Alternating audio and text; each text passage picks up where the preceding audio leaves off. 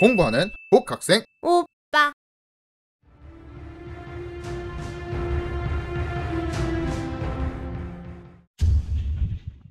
건강한 아이가 태어났습니다. 건강한 이 아이의 뇌는 2년 동안 급속도로 무게가 증가하여 성인의 뇌와 비슷해집니다. 이 시기를 뇌성장 급등기라고 학자들은 말합니다. 뇌성장 급등기에 뇌의 무게가 증가한다는 것은 뇌 부위들이 조직화되는 과정이고, 조직화되는 과정은 뇌세포 발달에 의해 이루어집니다. 뇌세포 발달로 인해 아이들의 언어 또한 놀랍게 발달합니다. 따라서 뇌성장 급등기에 아이들의 언어 관련 뇌세포를 정상적으로 발달시키는 것이 중요합니다. 아이는 12개월까지 신체, 말소리, 인지, 의사소통 발달에서 양육자에게 많은 신호를 보냅니다. 이런 신호를 통한 아이와 양육자의 상호작용은 아이의 첫 단어 산출을 만들어줍니다. 양육자는 아이가 표현하는 단어를 하나하나 노트에 기록하기 시작합니다. 아이는 사물의 기능, 행동과 소리를 결합하는 연습을 하고, 이러한 연습들은 단어 표현으로 발전합니다. 아이가 표현하는 단어는 점점 늘어나고 18개월, 아이의 단어는 어느덧 50개 정도가 됩니다. 양육자는 더 이상 노트에 단어를 기록할 수 없습니다. 아이의 표현하는 단어 양이 극도로 증가하기 때문입니다. 이렇게 증가하기 시작하는 18에서 24개월 기간을 학자들은 어휘폭발기라고 합니다. 어휘폭발기는 말 그대로 어휘의 폭발을 아이가 경험하는 시기입니다. 어휘 습득 속도가 얼마나 빠르면 학자들이 폭발이라는 강력한 단어를 사용하였을까요? 실제로 이 시기의 어휘 습득 속도는 그 전보다 3, 4배 정도 빠릅니다. 어휘 폭발기에 우리 아이는 적어도 2가지 능력이 있어야 합니다. 첫째, 성인들이 말하는 문장에서 새로운 단어를 캐치할 수 있고, 둘째, 캐치한 단어를 상응하는 대상과 연결해야 합니다. 2가지 능력 중 핵심 키워드는 연결입니다. 새롭게 들은 단어와 상응하는 대상을 연결하는 행위는 어휘 습득의 열쇠가 됩니다. 성인들의 연결을 설명해 보겠습니다. 인왕산을 오르는 등산객에게 뛰어다니는 토끼를 가리키며 가바가이 라고 합니다.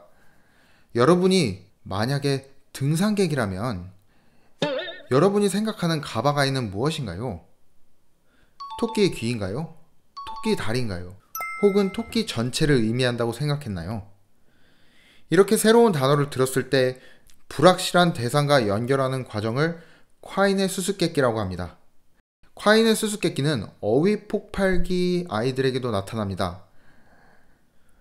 우리는 아이 입장에서 콰인의 수수께끼를 풀어나가는 방법을 생각해 보겠습니다.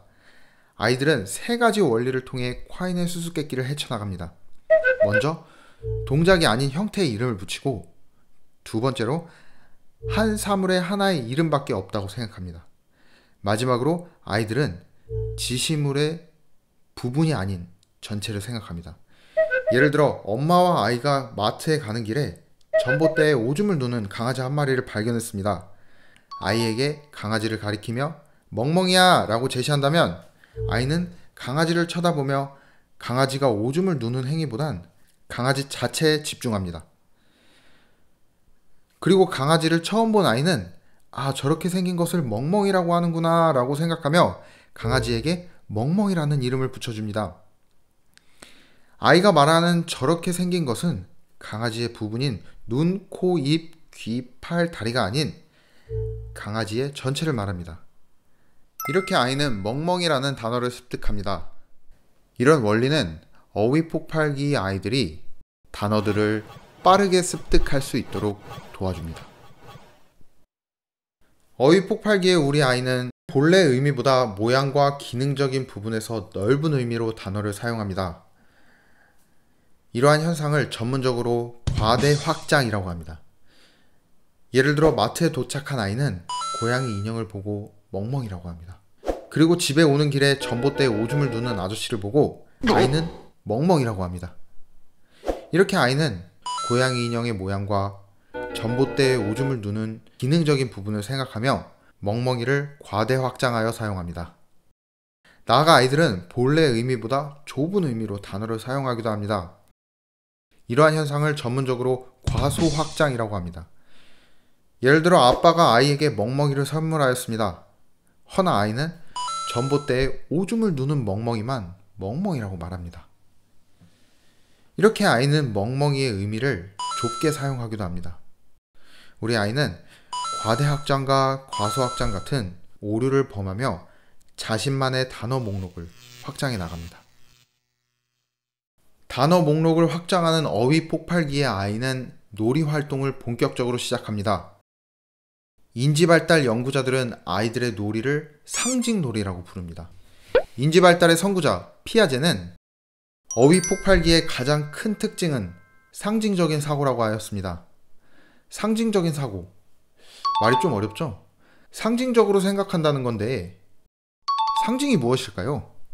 상징에는 많은 것이 있습니다. 평화의 상징 비둘기, 의리의 상징 김보석, 독도의 상징 태극기 등 우리는 상징 속에 살고 있습니다. 아이들의 상징적인 사고는 아이의 상상력을 무언가로 표현하는 것을 말합니다. 아이의 상상력을 무언가로 표현하는 방법은 두 가지가 있습니다. 첫 번째, 피아제가 주장한 상징놀이를 통한 표현과 두 번째, 상징적인 기호, 즉 언어로 표현하는 방법입니다. 이렇게 상징놀이는 언어 발달과 떼려야 뗄 수 없는 관계입니다. 따라서 아이들의 상징행동 발달은 언어 발달의 중요한 지표가 됩니다. 아이들은 18에서 19개월 상징을 조합하기 시작하면서 상징놀이를 시작합니다. 예를 들어 국을 마시는 척 행동하고 고양이 인형에게 국을 떠먹인 뒤 강아지 인형에게도 국을 먹여줍니다. 이렇게 자신에게 익숙한 한 가지 상징 행동을 다른 사람이나 사물에 적용합니다. 그리고 20에서 23개월 아이들은 조금 더 발전하여 여러 가지 상징 행동을 조합합니다. 예를 들어 소꿉놀이 장난감으로 요리하는 신용을 한 뒤 그릇에 담아 인형에게 떠먹이는 행동을 합니다. 이렇게 상징을 조합하는 규칙을 깨달은 아이들은 낱말 조합의 규칙을 깨닫고 두 낱말을 조합하기 시작합니다. 과자와 주세요를 결합하여 과자 주세요, 문과 열기를 결합하여 문 열어주세요, 자기 자신과 코를 결합하여 내 코, 아빠와 차를 결합하여 아빠 차 등의 두 낱말을 조합하고 조합한 낱말이나 행동으로 상호작용을 실시합니다. 따라서 어휘 폭발기 아이들은 연결을 통해 새로운 단어를 습득하고 과대 확장과 과소 확장을 통해 본인의 단어 목록을 확장합니다. 그리고 두 낱말 조합의 규칙을 깨닫고 단어 조합을 시작합니다.